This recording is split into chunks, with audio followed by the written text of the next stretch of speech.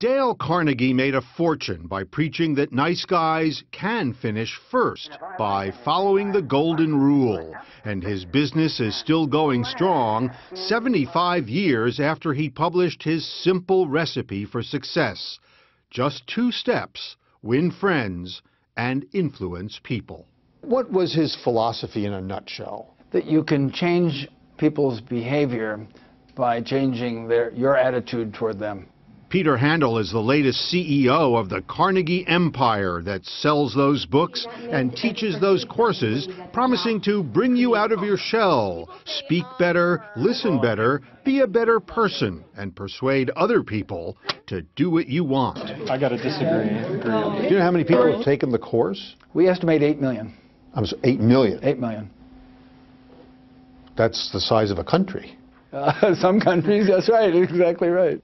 And there are some impressive alumni. Orville Redenbacher took the course, so did Warren Buffett and John Boehner.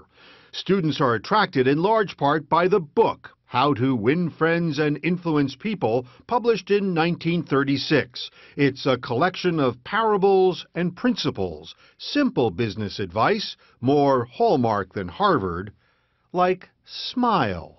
Be nice to people, don't humiliate them. Don't bully them. So, with apologies, why do people need to pay good money to learn that? It's common sense. The difference is it's not common practice. We're going to start today with a representation of what may be going on every time you try to convey a message. At a Dale Carnegie class, everyone speaks, sometimes at the same time, learning to get their message across. This course, which costs close to $2,000 for 8 sessions, is pretty much the same today as it was when Carnegie himself started teaching 99 years ago. When you can agreeably disagree on something, that future endeavors with each other, it usually comes back, you know. And Bernie Dix was sent here by his boss at a New York City dry cleaners.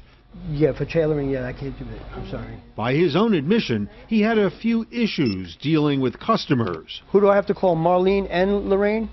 He's working on it, though. I've learned how to pause. You know, before I react, you know, to think about what I'm saying before it comes out of my mouth, which is something I never quite had a grasp on. You know? Did you used to tell off customers, or? I had rough edges, okay? You get to approach it from a different angle at a future date. You don't close the door. He's a little smoother now, he says, thanks in part to this somewhat chaotic exercise. Okay, 30 seconds, please begin. The Mets As required by Dodd-Frank. They said an unacceptable time deadline. You know, $160 million in payroll. What'd you learn from that? 2 people talking at the same time doesn't work. But you didn't need a class to know that, did you? Dealing with the public on a daily basis, you sometimes forget. So when you come back in, we'll straighten all that out. All right? Take care. Dale Carnegie started teaching his classes in 1912. He was born dirt poor on a farm in Maryville, Missouri, but he went to college. The story is he turned to public speaking to win friends in college, since he wasn't very athletic and felt inferior to the jocks. After college, he became a traveling salesman. He did well. He tried acting. He did not do well. May I give you one little bit of advice, please? Later in life, he tried acting again.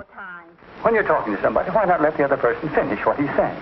That's Carnegie playing himself in the movie Jiggs and Maggie in Society, starring nobody else most people have ever heard of. Mr. Carnegie, I didn't come here to be insulted. Temper, temper, temper. But by then, in real life, almost everyone had heard of him. Hundreds of thousands had signed up to hear him speak. The man who's enthusiastic will find the scales tipped in his favor, and a man of second-rate ability with enthusiasm will outstrip a man of first-rate ability without enthusiasm.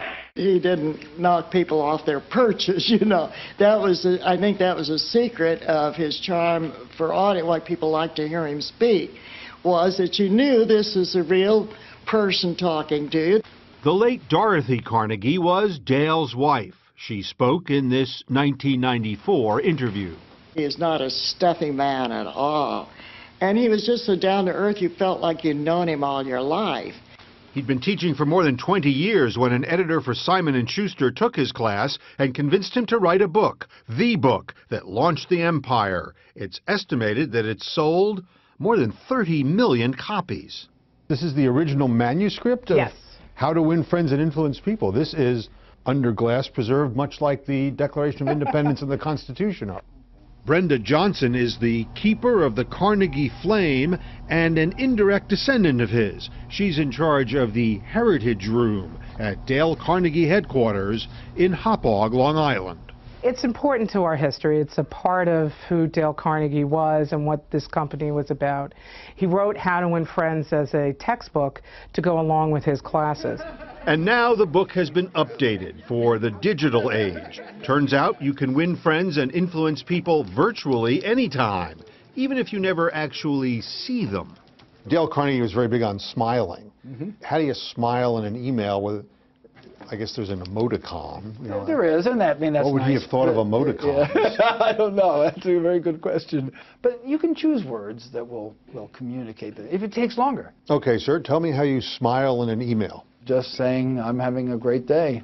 I hope you are too. I mean, that's kind of a pleasant way of saying something. But then you have to say, you know, where are the sales reports? Yeah, well, you get to that. Well, it just so happens that Dale And by all reports, sales at Dale Carnegie give the company every reason to smile. Today, the courses are offered in more than 80 countries, from China to Cameroon. It strikes me that a lot of the stories that he tells in his book are quintessentially American stories. Yeah. So how does that translate to somebody in Beijing? That's a fascinating question, Richard, because that's something I've been really... Dale Carnegie told you to say that, didn't he? No, that's not true. Well, actually, he did, but I would have said it before. Right. The fact is, because human nature is the same all over the world, the principles that Dale Carnegie teaches really do work all over the world. What do we want people to do as a result of our experience? And as humans, it apparently feels natural to pay someone to tell us, be nice to others, follow the golden rule, even though parents and grandparents have been giving that advice for generations and for free.